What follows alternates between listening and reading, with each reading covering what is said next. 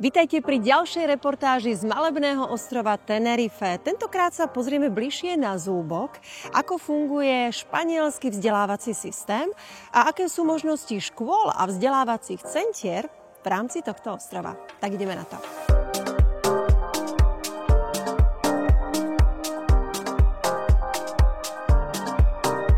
Tenerife má veľké možnosti vo všetkých stupňoch vzdelávania.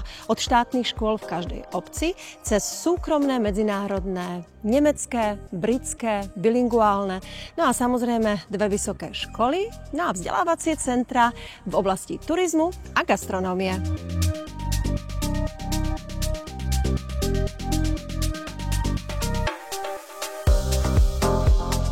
Poďme sa bližšie pozrieť na španielský vzdelávací systém. Vzdelávanie v Španielsku je povinné a bezplatné od 6 do 16 rokov. Riadi ho Ministerstvo školstva Španielska a miestne kanárske vzdelávacie centrum.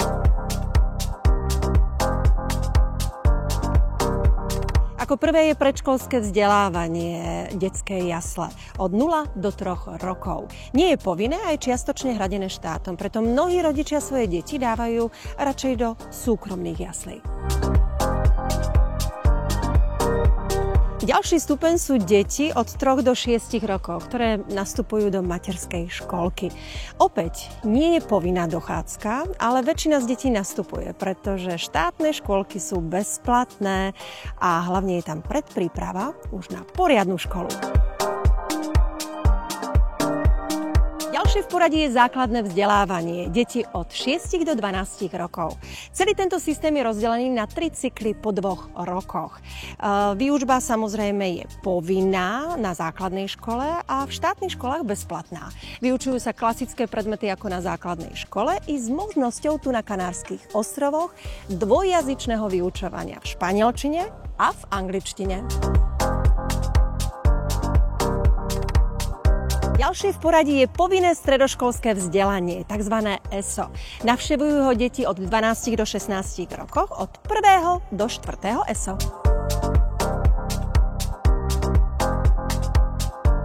Výuka na stredných školách obsahuje všeobecné a voliteľné predmety. V 4. ročníku sa rozhoduje, či študenti pristúpia k maturite, tzv. Bachilleráto, alebo sa vydajú na odbornú dráhu.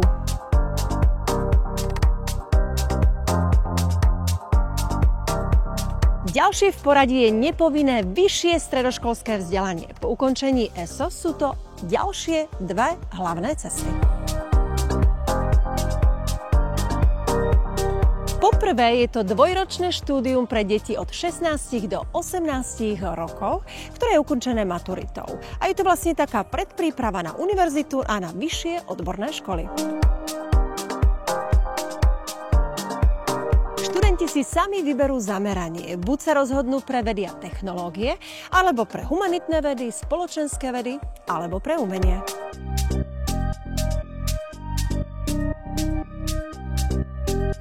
Pred vstupom na univerzitu musia študenti na Kanárskych ostrovoch prejsť špeciálnymi prijímacími skúškami, ktoré sú organizované Univerzitou La Laguna. Ako druhé je odborné vzdelávanie. Odborné školy po ukončení ESO alebo po ukončení s maturitou. Deti sa tu rozdeľujú do 2 skupín. Vyšší stupeň a nižší. Ten nižší je po ukončení ESO a vyšší stupeň je po ukončení s maturitou. Mimochodom veľmi populárne na Tenerife, najmä v oblasti gastronómie, turizmu, stavebníctva, ale i technológie. Ďalšie v poradí je vysokoškolské vzdelanie, teda univerzity. Musím podotknúť, že Tenerife je jeden z mála kanárskych ostrovov, ktoré má až 2 univerzity. Štátnu verejnú univerzitu v La Laguna a súkromnú Európsku univerzitu. Tituly sa udeľujú podľa európskeho systému. Ako prvý je grado, bakalár, 4 roky, master, magister, 1 až 2 roky, no a doktorádo. Ďalšie možnosti vzdelávania na Tenerife sú umelecké a hudobné školy alebo i konzervatória. Môžete sa vzdelávať vo výtvarnom umení, v hudbe, ale i v tanci.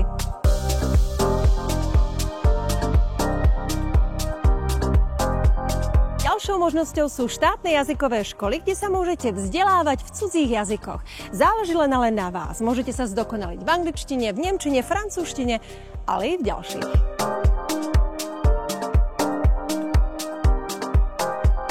No a v neposlednej rade nemôžeme zabudnúť ani na dospelákov, pretože na Tenerife sú možnosti vzdelávania i pre nich. A to v rámci večerných škôl a diaľkových programov. A ešte skvelá informácia pre vás, ktorí na Tenerife pobývate iba ako turisti. To znamená, že tu trávite iba nejaký čas v roku. To znamená, že ste tu part-time a nie full-time. Tak pre vás na juhu Tenerife sa nachádzajú dve školy, dve hlídacie centra, kde sa vaše deti môžu vzdelávať a tráviť čas v kolektíve. Ktoré sú to? Uvidíte neskôr. Ako prvú vám predstavujeme Costa Deje International School, ktorá sa nachádza na juhu Tenerife v časti El Madroñal. Mimochodom, táto škola je u klientov Tenerife Real jedna z najobľúbenejších. Spomínam si na obdobie, kedy sme prišli na ostrov cca pred 5 rokmi a boli sme v tejto škole druhý československý pár. No a dnes tu máte skoro 30 československých rodín. Costa Deje International School je súkromná nemecko-španielská škola, ktorá poskytuje vzdelanie od toho základného cyklu materskej školky, tzv. Humby, kde sa nachádzajú deti od 4 mesiacov do 3 rokov, cez primárne, sekundárne, bacheleráto až po americký duálny diplom.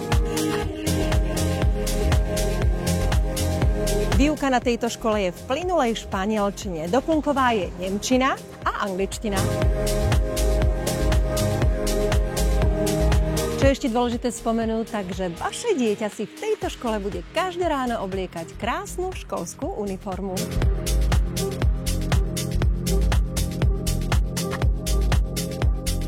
Nachádzame sa v malebnej dedinke na juhu Tenerife s názvom Cabo Blanco, kde sa nachádza britská medzinárodná škola Wingate School. Táto britská škola poskytuje predškolské a stredoškolské vzdelanie až do 18 rokov. Mimochodom, do tejto školy už 3. rokom chodia i naše deti a musím vám ako rodič povedať, že za mňa absolútna spokojnosť. Ak hľadáte školu, kde nie je moc československých detí, tak Wingate School je pre vás úplne ideálna.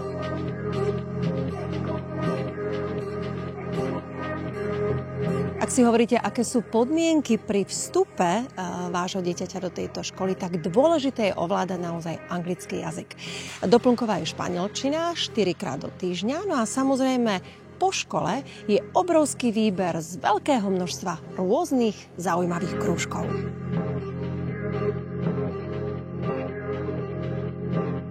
Základným pravidlom väčšiny privátnych škôl je školská uniforma, čo platí samozrejme i o Wingate School.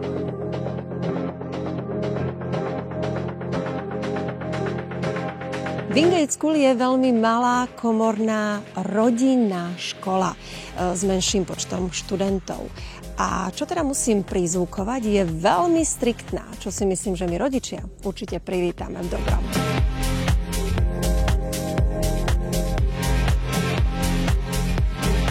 Ak vás zaujíma, koľko stoja mesačné poplatky na dieťa v škole, ako vlastne funguje spôsob stravovania a samozrejme poplatky za školský autobus, za prevoz dieťaťa do školy, to všetko nájdete na stránkach Wingate School.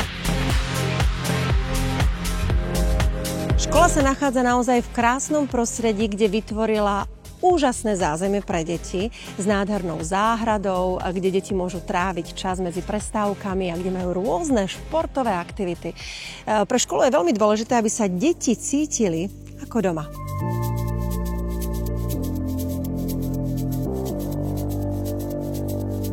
Nachádzame sa v obci San Miguel, kde je ďalšia známa tenerifská škola. Nie však všetky školy nám dajú permit, aby sme sa mohli priblížiť a vstúpiť na školský pozemok. Preto mi dovolte, aby sme sa v tejto chvíli povenovali škole s názvom Colegio Luther King.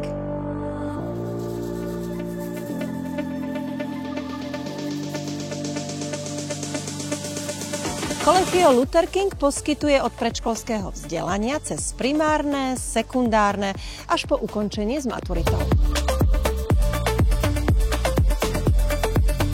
Tým, že táto škola je na poli súkromná, na poli štátna, je šťastí dotovaná štátom, jej cena je veľmi priateľná. Cca 160 € na dieťa mesačne.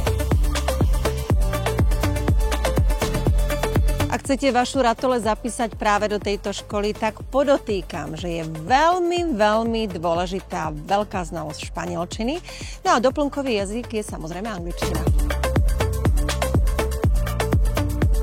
Zo skúseností veľkého množstva našich priateľov a známych viem, že dostať sa na túto školu je veľmi náročné. No a samozrejme škola vyžaduje veľké nároky po deťoch, hlavne čo sa týka štúdijných znalostí.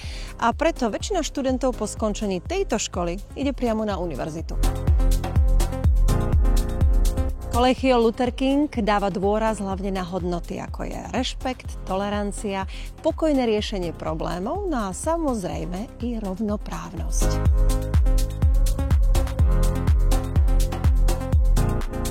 I keď sme vám moc neukázali z prostredia tejto školy, tak verím, že všetky informácie si už sami nájdete na ich webových stránkach.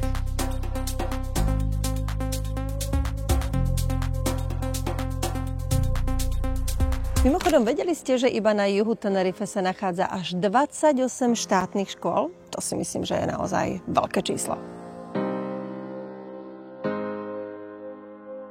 Pozdravujem vás z juhu Tenerife v dedinke Buzanáda, kde sa nachádza ďalšia veľmi populárna škola pod názvom Colegio Echeide. Ak vaše dieťa oplýva znalosťami španielčiny, tak toto je úplne ideálna škola pre vašu ratolesť a vôbec nemajte strach, pretože i angličtina bude doplnková.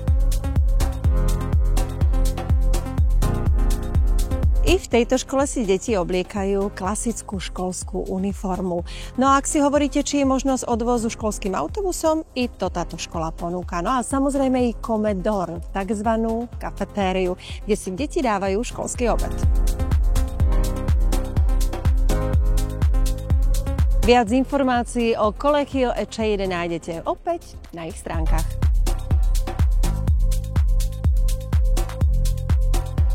Ďalšou školou v poradí je škola, ktorá je zameraná hlavne pre vás, ktorí hráte tenis. A dala by som mu do pozornosti najmä tým, ktorí na Tenerife netrávia čas celoročne, ale iba nejaký čas. To znamená, že do tejto školy vaše dieťa môžete zapísať, keď na Tenerife prídete, a odpísať, keď budete odchádzať. Pozdravujem vás z dedinky Čajofa, kde sa nachádza táto škola, ktorá je zameraná najmä na tenis. Tenerife Tennis Academy. Tenerife Tennis Academy je malá rodinná súkromná škola, ktorá sa nachádza v krásnom prostredí a je pripravená vybudovať z každého jedného dieťaťa kvalitného hráča tenisu, pripraveného ich študovať do sveta i so zaisteným scholarshipom. Tenerife Tennis Academy dáva dôraz nielen po stránke hráckej, ale dáva dôraz aj na komplexný vývoj hráča. Po stránke psychickej, fyzickej a samozrejme i na flexibilitu v učení. Majú na každého jedného študenta individuálny prístup, ktorý je prispôsobený štýlu hry a samozrejme potrebám hráča. Máme pár klientov, ktorí majú deti práve v tejto škole a musím teda povedať, že ak máte dieťa, ktoré rádo hrá tenis a chcete z neho vybudovať naozaj kvalitného hráča, tak táto škola Tenerife Tennis Academy je pre vás úplne ideálna.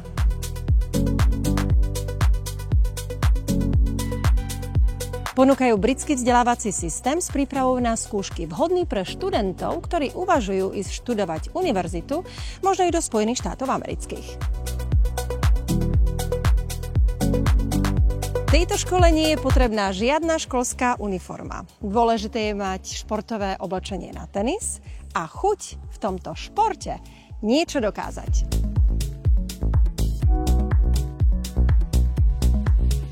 Ako vidíte, podmienky na rozvoj vášho dieťaťa v tomto krásnom športe sú tu úžasné. Ak chcete nájsť viac informácií o tejto tenisovej škole, tak všetko nájdete na ich webových stránkach. No a konečne prišla rada i na štátne školy. Pred jednou z nich vás teraz vítam. Je to štátna škola, ktorá sa nachádza v malebnej dedinke Adeche a volá sa El Galeón. Je to štandardná verejná španielská škola s plurilingválnym programom. To znamená, že niektoré predmety sa vyučujú i v inom cudzom jazyku, napríklad v angličtine. Štátne školy vždy výučbu začínajú o trošku skôr ako súkromné, teda od 8 hodiny ráno do 2 hodiny v popoludňajších hodinách. Ak sa ma pýtate, či v tejto štátnej škole sú uniformy, tak moja odpoveď bude áno, pretože po niektorých štátnych školách si zachovali tradíciu práve uniforiem.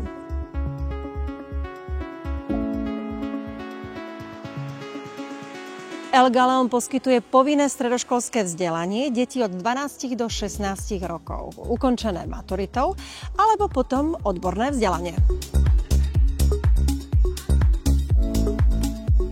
Všetky informácie nie len o škole El Galeón, ale aj o ostatných štátnych školách nájdete na ich webových stránkach. Záleží, v ktorom regióne a v ktorej časti Tenerife bývate a kde budete pridelení.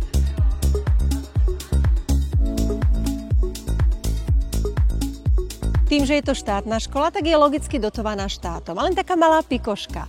Za ročné školné v tejto škole zaplatíte len 12 €.